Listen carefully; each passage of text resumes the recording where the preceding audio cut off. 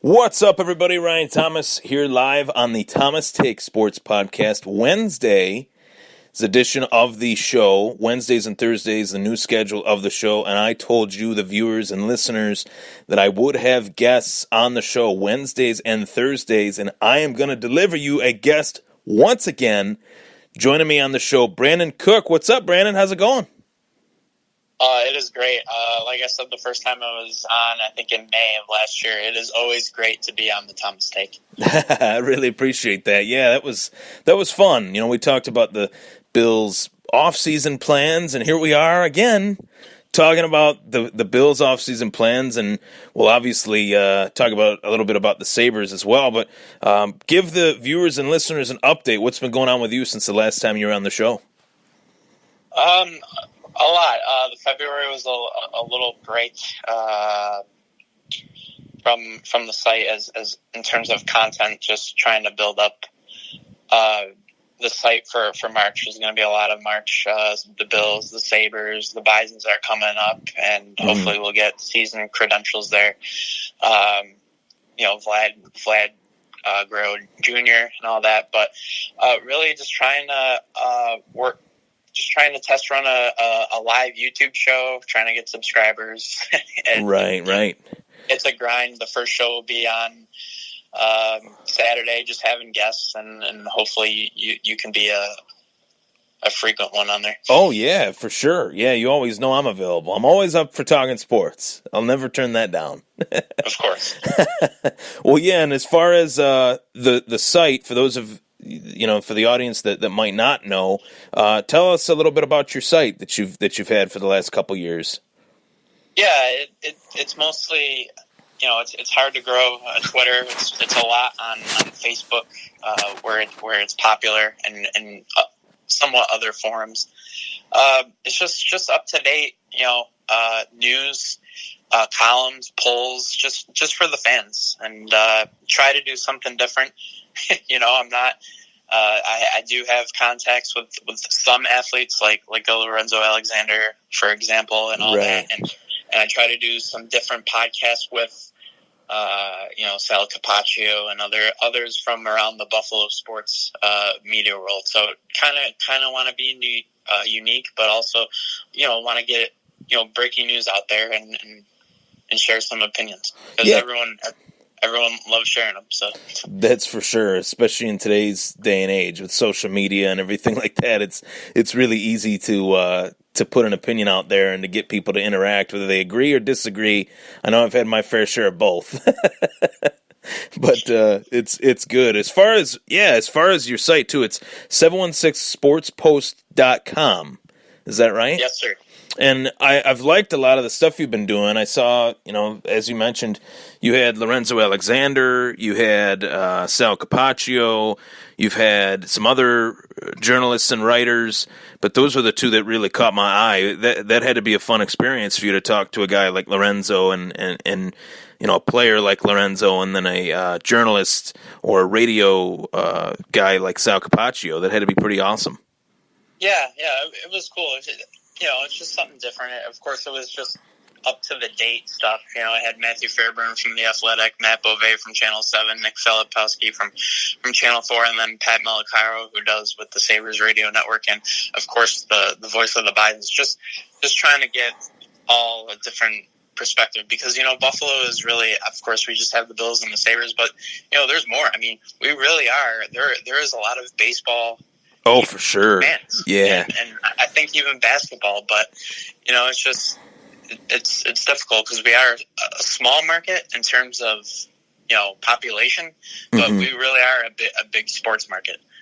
Oh, I would agree with that, and it's funny you mentioned the baseball dynamic of it, because the baseball team that I was just shocked to see get kind of cut or tossed aside was the UB baseball program. That was kind of disappointing. I felt like they were actually trying to make something really special with all the other athletic programs and stuff that have been successful at UB, like their football and their men's and women's basketball team. To see their baseball program, I hope they can bring it back at some point, because that was a little bit disappointing. I played baseball throughout high school and a little bit in college too, and it's one of those sports that I don't think it'll ever die, no matter what. It'll always be around. So I absolutely love the sport of baseball. Wasn't really good, but Little League won a championship. But yeah, of course the Bisons are AAA, right? So, right.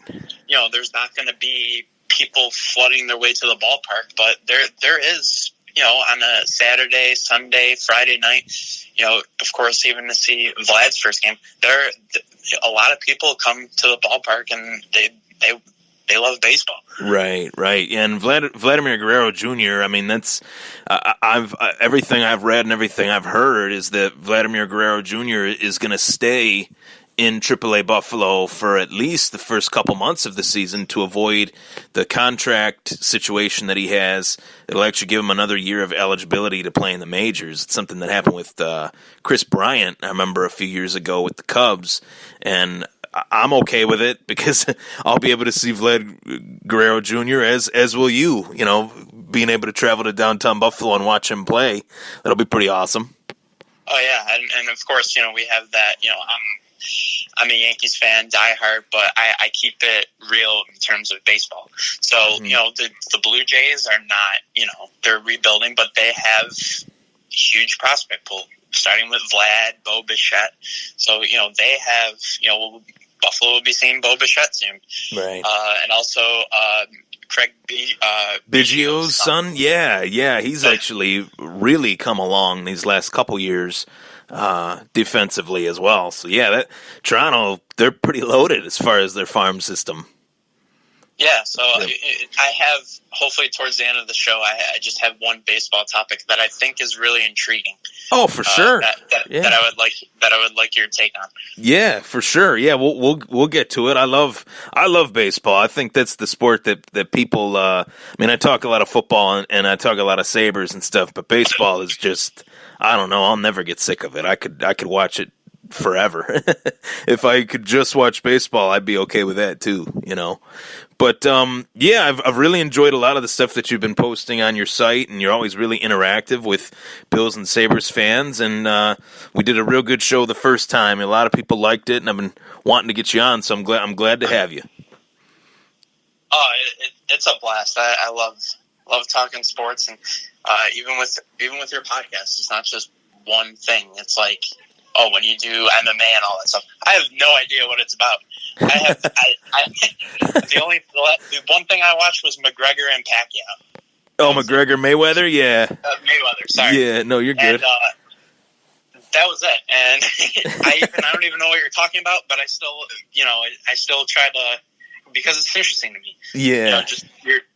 About something on Instagram about someone being a Hall of Famer or something. I just find it interesting because I just never grew up with it, Right, I know who Mayweather is, Pacquiao, that rivalry, and McGregor. I know it's two separate things. To me, it's interesting. Those are the names that kind of pique your interest, that kind of intertwine your interest. Yeah, I definitely understand that for sure. I really enjoyed that. That was a hell of a experience for me. I got to go to Toronto, and I was at the Mayweather-McGregor press conference, and I was in this.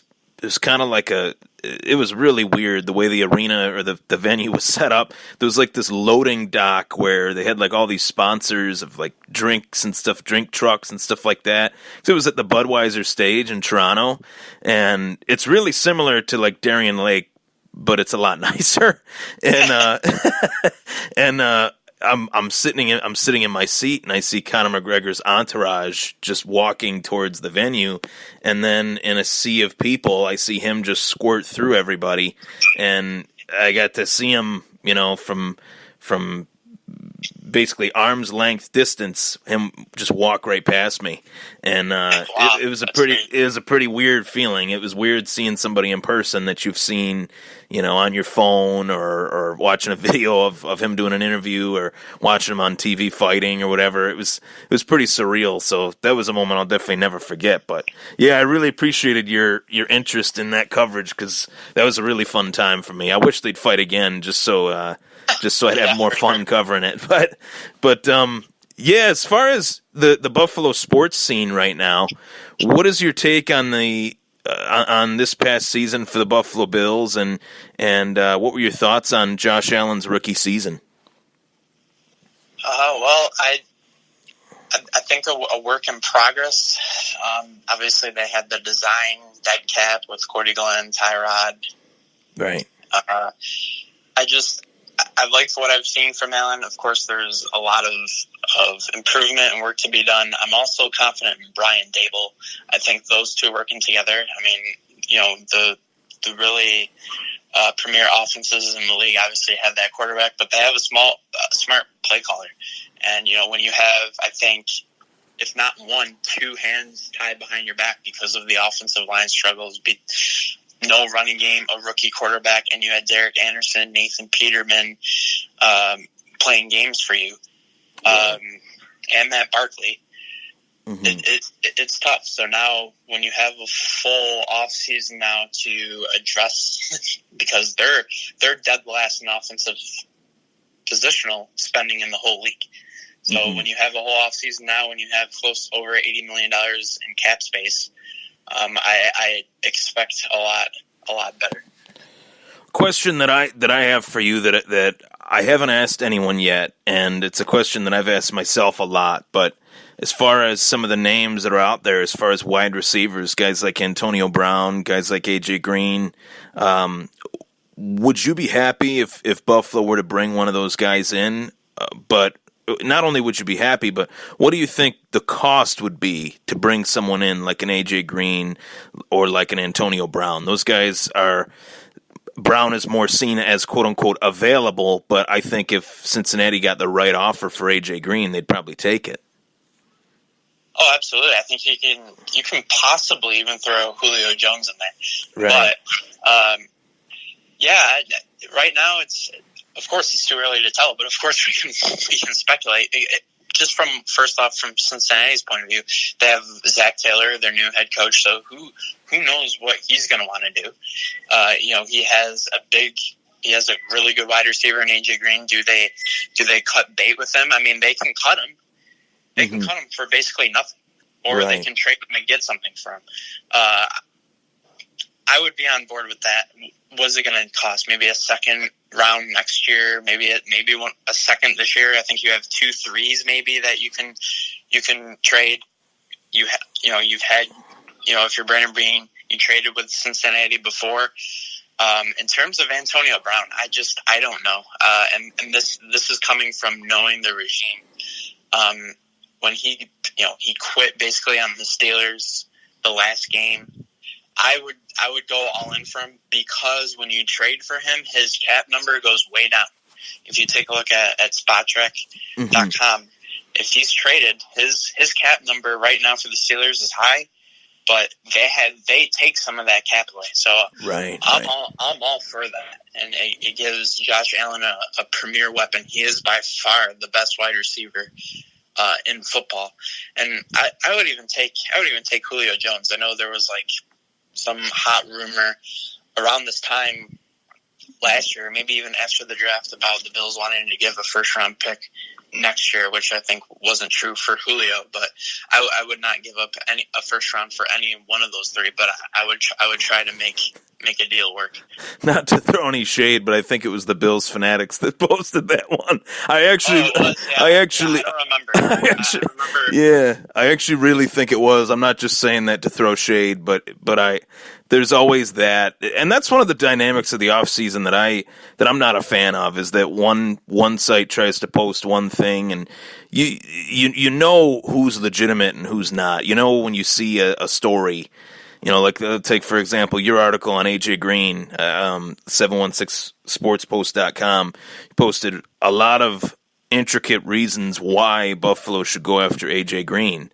You didn't say, hey, we have a source that doesn't exist that says we're going to go out and get Julio Jones. You just try to present the facts, and if you can trade something that's cheap and makes sense, not even cheap, it just makes sense, and it's not going to hurt you to get him, or even try to sign him, if they cut him, which I think is very unlikely. But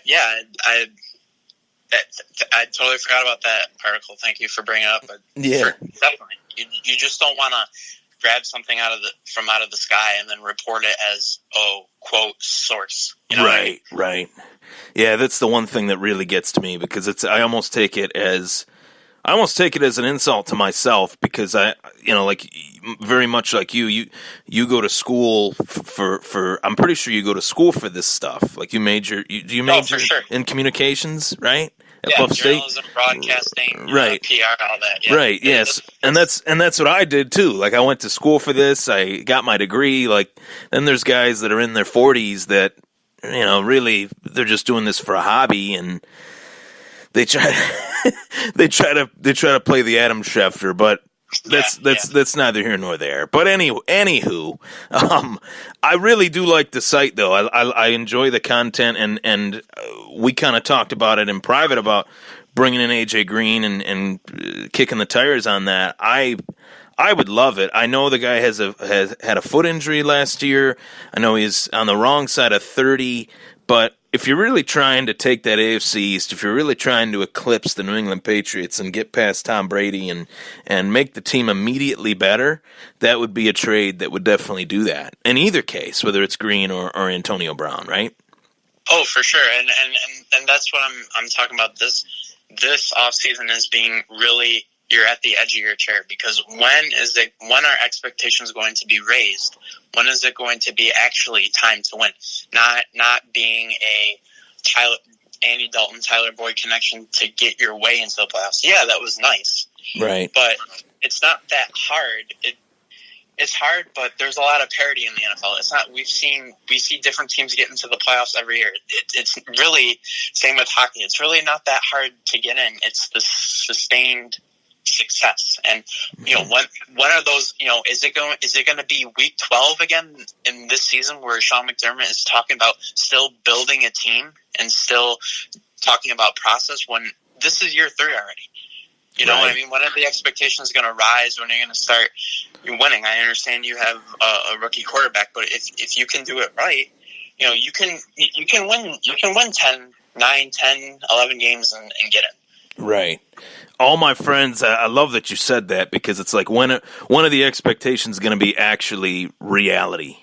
Like when are we actually going to expect what will actually take place? Not, we're rebuilding, we're retooling.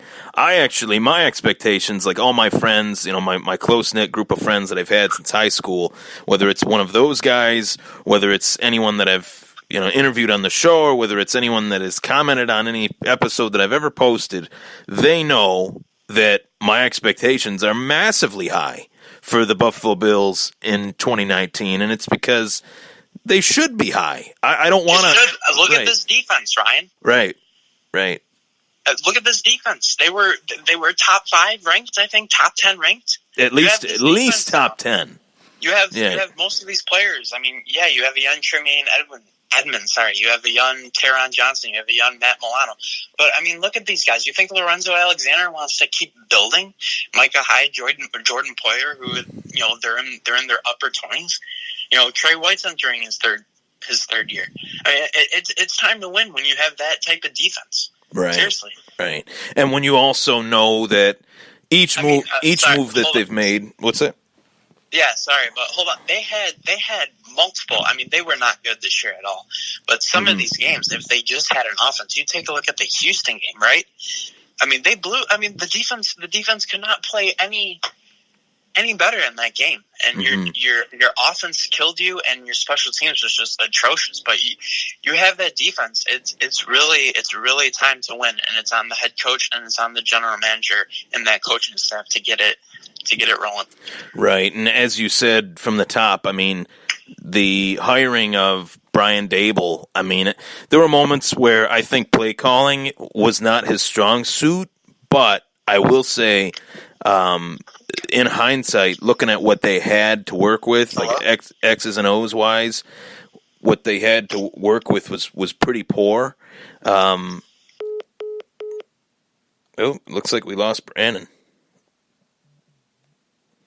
Still there? It said call failed. You went out. Yeah, that was weird. But where did you last leave off with me? We were talking about like the front office. Oh yeah, with Brian Dable, you mentioned Brian Dable from the top, and you said that you really liked him. I like him too. You know, originally, I will say I was not a fan of some of the play calling, but his hands were so tied with the lack of talent that they had from the start of the season to the end of the season. My biggest takeaway, really, from the season, I want your thoughts on this as well. There were a lot of players that Buffalo had that waiting in the wings that they didn't really start to play until the middle to the end of the season. Guys like Wyatt Teller, guys like Robert Foster. Why do you think that was? I actually, I've headbutted, not really, headbutted opinions and what he says with the head coach, but on those two, I really agree. Robert Foster, we've seen what he's done now ever since he got cut. Mm-hmm. He was cut, and then he was brought back as a type of wake up call. Hey, this isn't big Alabama. And he barely did nothing at Alabama, and he comes in and he's running 50, 60 yards, catching bomb passes against Jacksonville and Detroit and the Jets, and being a huge deep threat that this offense can really use. And Wyatt Teller, I think, just a fifth round rookie. You have to develop, especially as an offensive lineman. That low. Draft selection. So with those, yeah, I definitely agree. Just kind of like with Matt Milano. I mean, mm-hmm. There are times where Ramon Hummer, before he was cut, was in there. I wondered about that. I mean, this guy used to be a safety, converted to linebacker. He can play up against Gronk. He can play up against a big physical tight end or a slot receiver, and he's really a main guy for their run defense. The key question with that is, he had that injury towards the end of the season. I think he'll be okay. We talked about that on the last podcast. With the last guest I had, Kyle Trimble. He's an injury analyst, and he said that he'll be fine. Eventually, he might miss a few weeks, first few weeks of the season, but he'll be back. And I think you're right on the money talking about their defense. I really think that their defense is a lot better than what people give it credit for. For sure. And, yeah, definitely. As far as Josh Allen, I mentioned what were your thoughts on his rookie season. What were some of the things that you liked that you saw, and what were some things that you thought, well, he needs some work on that? What I liked is his ability to adjust. There were that Green Bay game was rough, and then he was injured in Houston. Just also his running ability, I did not know was that powerful. Mm-hmm. I talked about it being different than Cam Newton. Cam Newton is a power back kind of running style. Right. He's more of explosive, fast, and that's what I'm saying. That should be a weapon too. The Bills should not be afraid of that. If they can draw up some running plays where he can go right out of bounds and take some hits. Obviously, that's easier said than done. But I mean, it's a 3rd and 4, and they can get 20, 25 yards from him on a run, and he can just get right out of bounds. There's going to be no chance at injury, but they still have to watch out because I know, Cam Newton has had shoulder problems. Right. As far as this offseason and they have the $80 million in cap space to work with, where would you like to see the attention turned to as far as some of the money that they have and what players specifically? I know obviously we mentioned A.J. Green and Antonio Brown as guys that we both want, depending on the price, of course. But what are some free agents, if you could come up with a couple just off the top of your head here that you would love to see in Buffalo? Yeah. First, sorry, I talk about the weaknesses of Josh Allen first. Just sure. The ability to read defenses, and I think that's going to come with more coaching and just more experience right. and accuracy. I think that was the problem. But I mean, we've seen dimes from him. Oh my God! We've seen really good throws deep and intermediate. I think his most problem is short passing. I would agree. I was actually just about to say that the 10-yard little flat route. Yeah. Oddly enough. Yeah, even the little the swing pass to a running back. But for sure, I think with a whole training camp of being the starter will help, and being there, not having to the draft process like he did last year. It's going to be totally different for him. I think it's going to help him out. I definitely have a list here. Just preparing for the show, I figured I would ask this question. To me, it's offensive line. There's that center, Matt Paradise from the Broncos. Right. You can throw money at him. I really think they really care about the center position, and they're going to spend that money. They're going to spend free agency money on a center. I also like Trent Brown. I think they get a left tackle. I think they could get a left tackle in free agency and then move Dawkins to right tackle. Trent Brown from New England, and I don't know if you know who this is. Donovan Smith from Tampa Bay. I think I looked at his stat. Yep. I looked at him. He doesn't give up a lot of pressure. Pro Football Focus, which I take a little bit in account of. I know Eric Wood talked about it and say how can they grade offensive linemen when they don't know the assignments, etc. But Pro Football Focus had him at good to really good, and I think at age 25 for Donovan Smith, he can be someone that you can plug in there, and he's just an all-around good football player. I like those three because the offensive line was so atrocious last year, and Trent Brown and Donovan Smith are both two names that they're very young. They're in their mid-20s. They got a lot of years ahead of them, and taking a Trent Brown from the Patriots would be pretty nice as well, right? Oh, for sure. Yeah. My one friend told me, I hope they just throw the kitchen sink at him. I don't want to go that far, but I think he's really good. That was give New England credit where it's due. I think they traded a fourth or fifth for him, and he was really good for them. Yeah, there's been a lot of moves that I hate to say. I hate to give them the credit, but I mean they are what they are. They've made a lot of great moves throughout the years, and that's why they've been on top for so long. As far as what players you think maybe could possibly get cut, now here's an interesting question. LeSean McCoy is obviously pushing the back nine to take a golf reference and throw that in. I am kind of in the middle as far as whether he should be let go or whether they should keep him. I think on one hand they cut him, they get $6.5 million in cap space back. If they keep him, they can use him as somewhat of a recruiter to bring free agents here. What are your thoughts on them either keeping him or cutting him? Where do you stand? What would you do with LeSean McCoy? Oh, I'm honestly so 50-50 on this. And the guests that I've had said that, he's gonna stay.